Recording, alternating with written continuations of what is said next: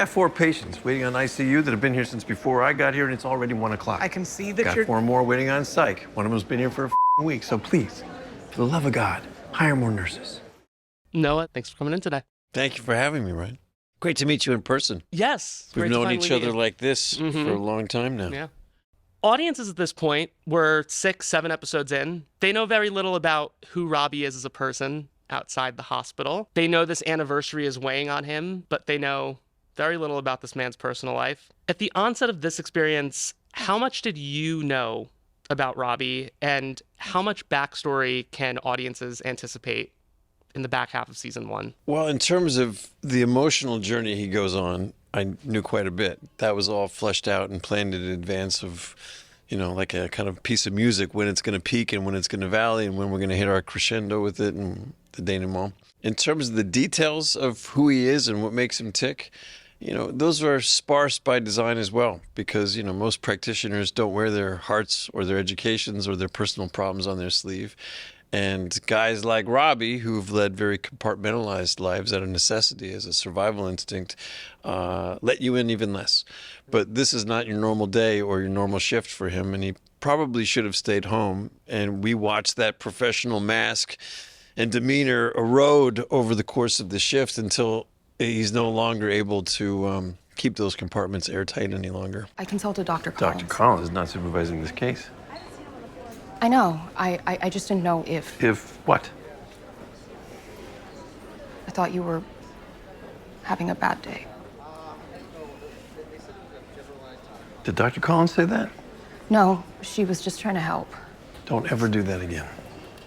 We've sort of hinted at a relationship with Collins. We know that he has this teenager in his life, Jake. It's not really clear whether it's his son, stepson, just someone who he looks at like a son. Will we get answers in terms of those relationships before Yes, you'll get end? specificity. You'll at least get context for these relationships. The relationship with Collins, you'll get more definition on that. Jake, I don't think it's a spoiler to say that he's not Robbie's stepson. Robbie dated Jake's mother for a couple of years ago, and it formed this lovely friendship that is about as close to a familial bond as he knows, and he invests a lot in that relationship.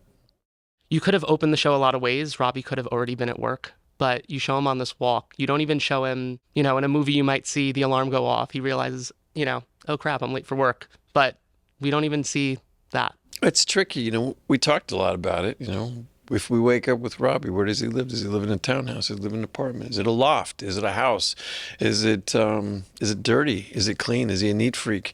Are there posters on the wall? Is he alone? Does he have a dog? Does he drink? You ask all these questions, and they're kind of fun to ask and they're kind of fun to answer. But every time you answer one, you begin to define a character that is either going to be accessible or inaccessible to an audience member. So the strategic thinking was, let's not define the character. Let's let the audience define the character off his behavior and determine who he is and who they think he is, and then we'll give them clues and let them determine whether they're right or not. And that seemed to be a novel way of meting out exposition without having to establish he lives on a boat with a pet crocodile, and he pops 2 pills and swallows it down with, goat milk. That first scene when Robbie's walking to work, he's listening to a song. And I was curious, what is the song? So I looked it up. Robert Bradley's Baby? Mm-hmm. I'll be your lover and your friend. That band formed in 94, the year ER started. That band disbanded in 2009, the year ER ended. Coincidence? You'd have to ask Scott Gemmell that question, because when Scott wrote the very first draft of the very first script, he threw that song in there. It's the only music that's slugged in the entire series, and he picked it for his own reasons. I asked him about it. He goes, he wanted something that felt kind of upbeat, and something that would not tip the bit of where we're going. Something you might want to listen to clear your head and get yourself geared up for a shift. But I didn't know that about that's amazing. I actually didn't know the song until I read it in the script, and then I listened to it, and then I listened to it religiously. I listened to it over and over again. I listened to it every day on the way to work. I listened to it from the walk I make from my dressing room to the set every day, and then I'd make that same walk that Robbie makes in that pilot episode past the portrait into the emergency room. I'd replicate that every day, regardless of what we were doing. It became my little ritual. The tagline for season 1 is 15 episodes, 15 hours, 1 shift, but your typical ER shift is 12 hours. Is there some sort of inciting incident, some sort of emergency that prolongs this terrible, sort of no good, horrible day that Robbie is having? It began with Max wanting 15 episodes. We had a very elegant 12-hour structure ready to go. But we found a wonderful way of expanding that shift to 15 hours. And the last 5 episodes of the show kind of, in some ways, redefined the show. So I advise you not to make too many assumptions and to stay on the ride till the end. As we enter hours 12 and 13, will we introduce any new doctors, or might we see some doctors from earlier? Like, is Dr. Abbott going to be back before season's end? Yes, in the way that we were introduced to a shift change when Robbie comes into work. Similarly, the night shift will be coming on duty, and we'll meet some new characters.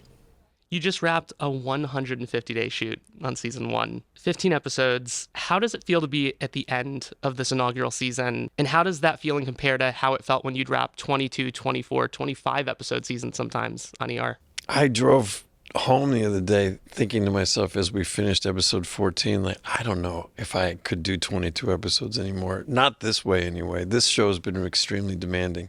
It felt great.